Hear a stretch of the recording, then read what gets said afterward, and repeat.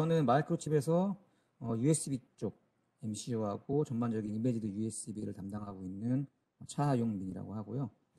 오늘 강의는 약 2시간 정도 진행될 예정이고 크게 파트 1과 파트 2로 진행할 예정입니다. 파트 1에서는 USB 2.0에 대한 소개가 되겠습니다. 그래서 기본적인 개념이고 툴, USB의 통신들 이런 것들에 대한 아주 베이직한 부분을 브리프 짧게 소개해 드릴 거고요. 자, 이 강의를 이제 듣고 나시면 이 강의의 목적이 되겠지요. USB 2.0에 대한 기본적인 개념과 이해가 되겠고요. USB에서 가장 중요한 장치 인식 과정, 장치 인식 과정이 무엇이고 어떤 프로세스를 걸쳐서 USB가 장치 인식이 되는지 대한 거를 좀 살펴볼 거고요. 그리고 마지막에는 프로토콜 장비, 애널라이저를 이용해서 실제 데이터가 어떤 식으로 오갔는지 저희가 캡처한 것들을 좀 보여주면서 로우 데이터를 좀 분석을 할 겁니다. 이제 기본적으로 USB란 무엇인가, 호스트하고 디바이스, 토폴로지가 어떻게 구성이 되어 있는지 설명을 드릴 거고요.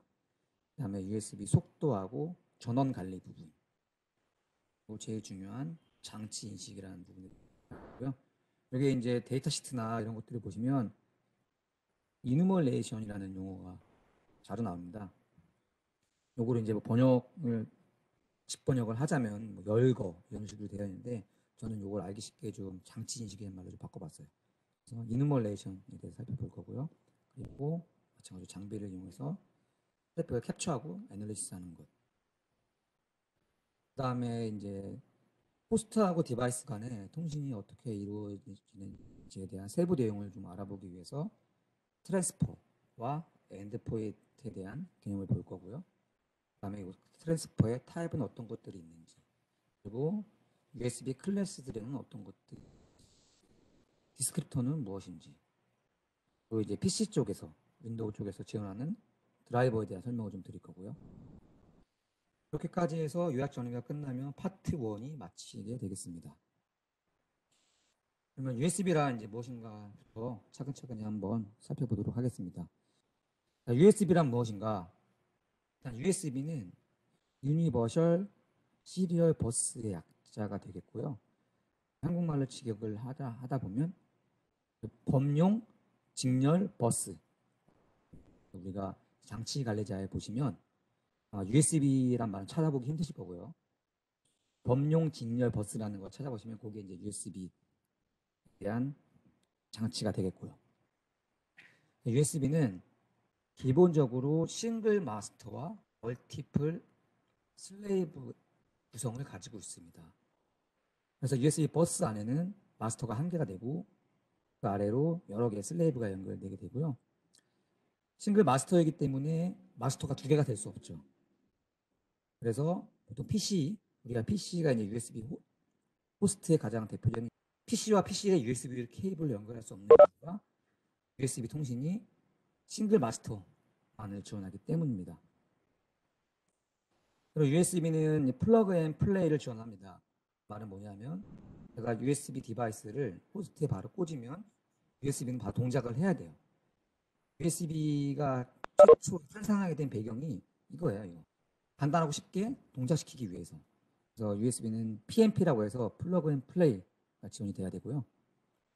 USB의 이런 모든 규약, 통신은 다 표준화가 되어 있고요. 표준화는 USB Implementers Forum이라는 이런 단체가 있습니다. 표준 단체고요. 요 usb.org라는 인터넷에서 이제 운영이 돼요. 요 USB IL에서 모든 표준, 모든 이런 것들을 다 진행하게 됩니다. 그러면 이제 호스트하고 디바이스, 토폴로지에는 어떤 것들이 있는지 살펴보도록 하겠습니다. 아까 앞에서 잠시 설명을 드렸지만 USB는 호스트라는 버스 마스터가 있죠.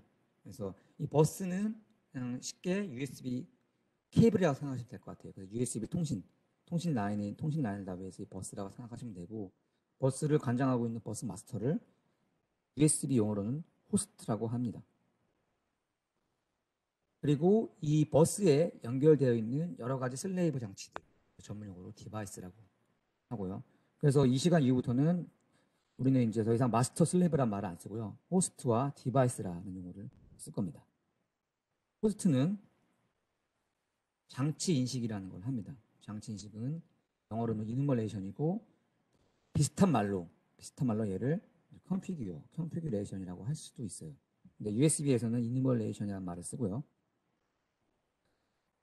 이 호스트는 버스에 연결되어 있는 모든 디바이스들에 대한 통신을 스케줄을 할 수가 있어요. 스케줄을 할 수 있는 기능을 하고요. 디바이스의 경우는 크게 두 가지로 나눌 수가 있습니다. 근데 이 디바이스가 어떤 포트의 확장 역할을 한다. 그럼 우리는 얘를 허브라고 하고요. 많이 들어보셨죠? 이 디바이스가 어떤 통신을 해서 어떤 기능을 한다. 그러면 우리는 얘를 펑션이라고 합니다.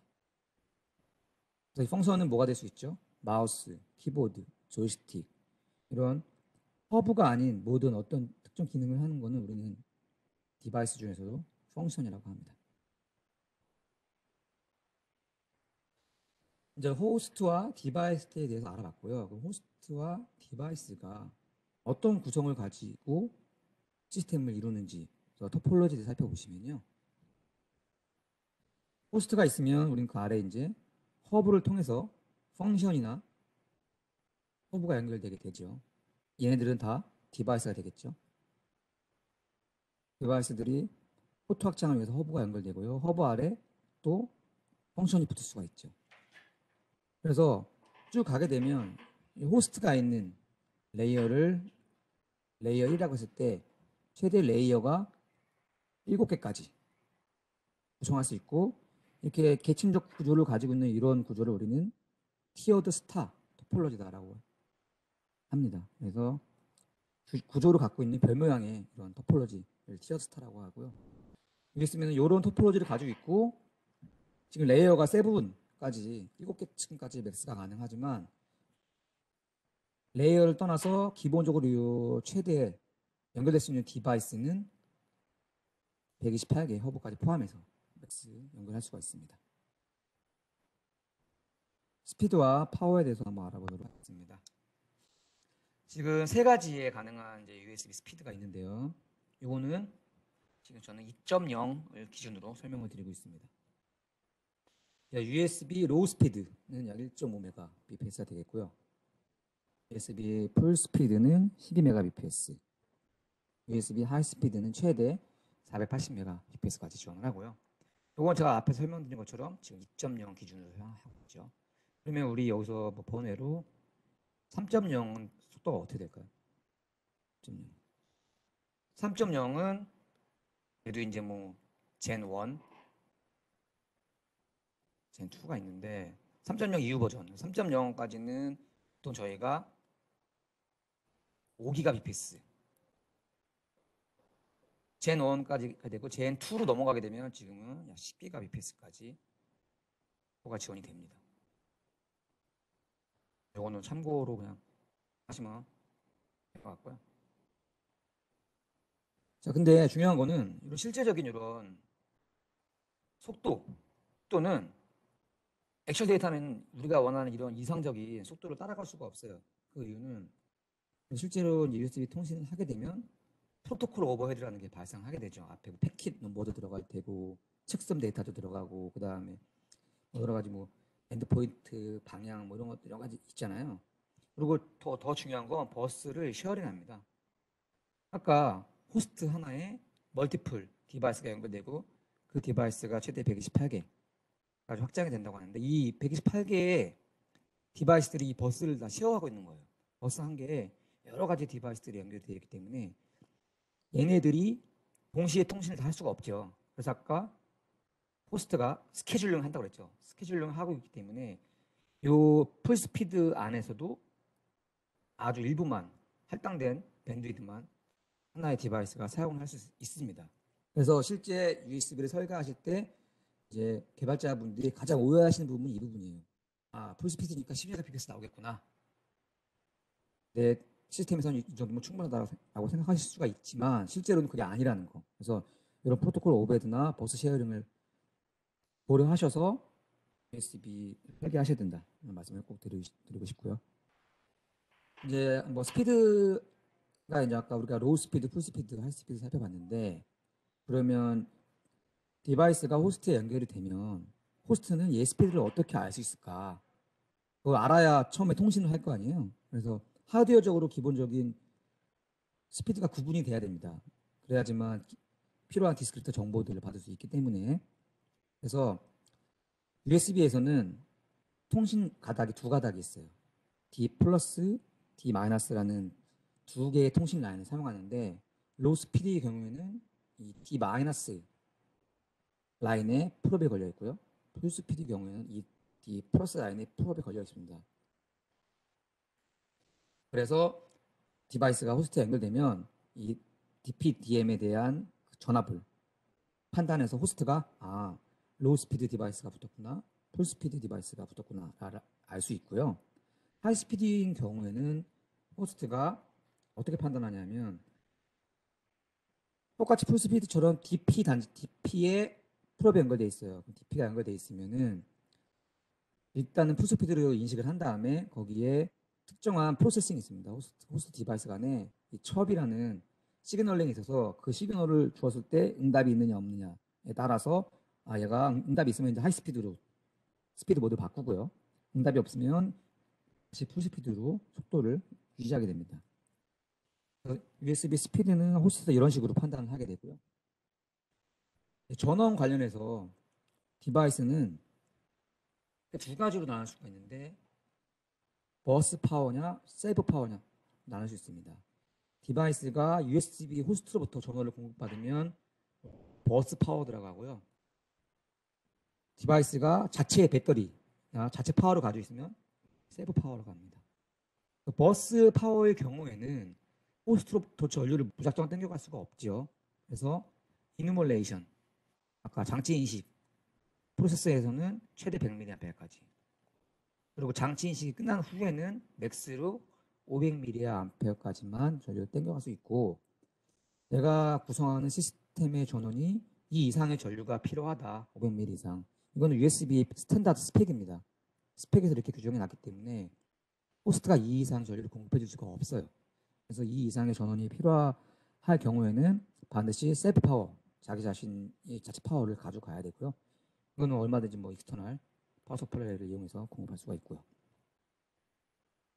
셀프 파워를 할 경우에도 우리 버스에 대한 오버트는 여전히 공급이 돼야 하고요. 그래서 이제 이 파워 매니지먼트가 중요하죠, 디바이스 입장에서. 그래서 USB에서는 서스펜드 모드를 지원합니다. 이거는 우리가 흔히 그냥 슬립 모드라고 생각하셔도 무방해요. 그래서 USB는 이 서스펜드 모드를 지원하고요. 버스에 약 3ms 이상 액티비티가 없을 때, 아무런 통신이 있지 않을 때, 또는 호스트로부터 서스펜드 커맨드가 있을 때는 디바이스가 슬립 모드로 빠질 수가 있어요. 예를 들면 우리가 무선 마우스를 사용한다. 근데 무선 마우스를 계속 켜놓으면 배터리 소모가 굉장히 빠르겠죠. 이럴 경우에는 USB 버스에서 3mm간의 아무런 액티비티가 없으면 자체가 슬립 모드로 빠질 수가 있고요. 아니면 우리가 PC를 슬립 모드로 집어넣었어요. 우리가 PC, 랩탑, 노트북을 닫는다든가, 그래서 PC가 슬립 모드로 먼저 빠지면 호스트가 디바이스에게 커맨드를 줍니다. 슬립으로 빠지라고. 그러면 디바이스도 같이 서스펜드 모드로 빠질 수가 있고요. 반대로 깨어나야겠죠, 슬립 모드로. 깨어날 때는 우리가 마우스 같은 거 흔들면 호스트를 깨울 수가 있잖아요. 그래서 리모트 웨이크업이라고 해서 디바이스가 호스트에게 재개를 요청할 수가 있어요. 재개를 요청하면 서스펜드 모드에서 빠져나올 수가 있고요. 다 되는 건 아니고 리모트 웨이크업이라는 기능이 이네이블 되어 있는 디바이스만 리모트 웨이크업 기능을 사용할 수 있습니다. 그래서 이런 서스펜드 모드에 들어가면 아까 우리가 최대 이누메레이션이 100mAh였잖아요. 전류 소비를 최대한 줄이기 위해서 서스펜드 모드에서는 최대 2.5mAh의 전류만 버스로부터 사용이 되고요. 관련 상세 내용은 USB 스펙 찾아보시면 되겠습니다.